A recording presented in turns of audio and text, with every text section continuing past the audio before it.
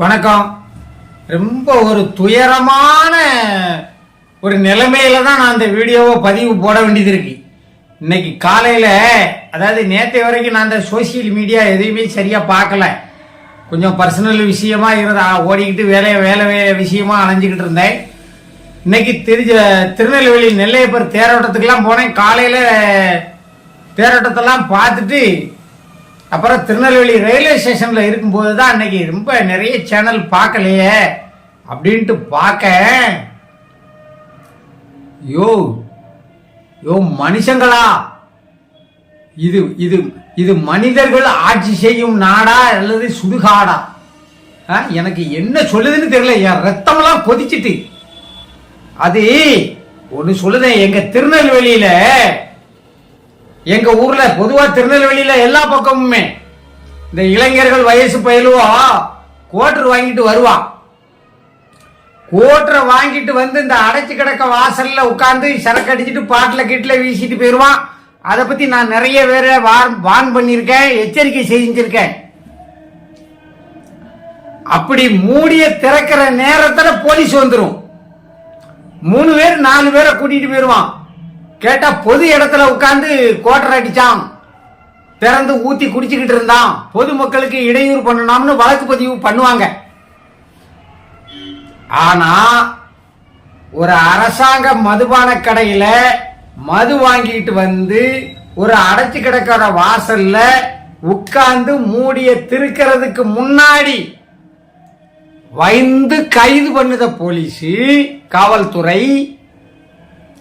எப்படி கள்ளக்குறிச்சியில மட்டும் கள்ளச்சாராயம் பாக்கெட்டா பேரலா ஊற வச்சு வடிச்சிருக்கான்.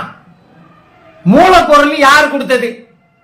பொதுவா தமிழ்நாட்டில் எங்கேயுமே நாங்கெல்லாம் சாராயம் காய்ச்சதுல திருநெல்வேலிக்காரங்க பெரிய கொம்பங்க, எங்களை அடிச்சுக்கிடவே உலகத்துல ஆளு கிடையாது.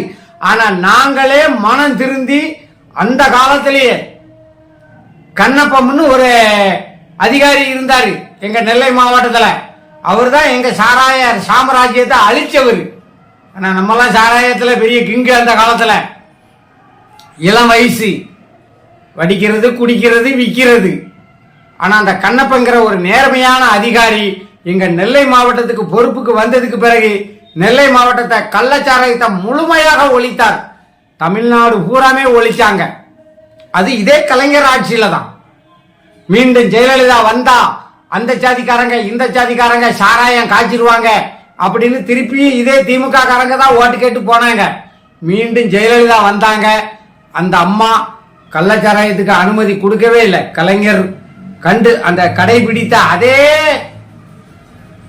நெறிமுறைகளை அந்த அம்மாவும் கடைபிடிச்சு ரொம்ப ஒழுக்கமா தான் இந்த கள்ளச்சாராய விஷயத்துல மட்டும் ரொம்ப ஒழுக்கமா தான் நடந்துகிட்டு இருந்துச்சு.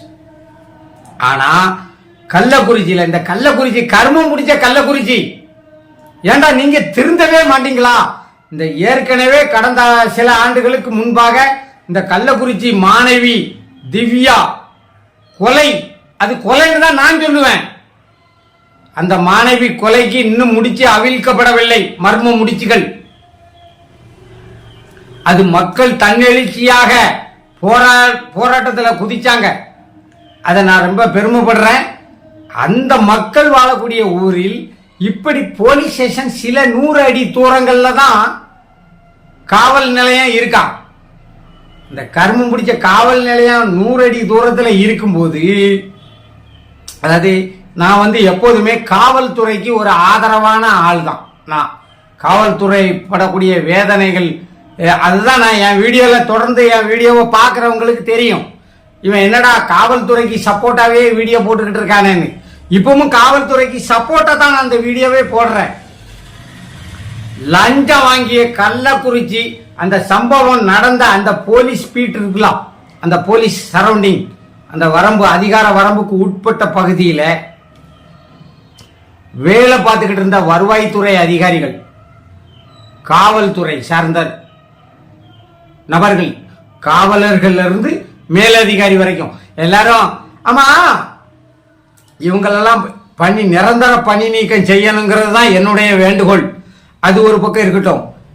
உடனே அந்த மாவட்ட நிர்வாக அதிகாரி காவல்துறை அதிகாரியை சஸ்பெண்ட் பண்ணின உடனே எப்படி சரியா வரும்?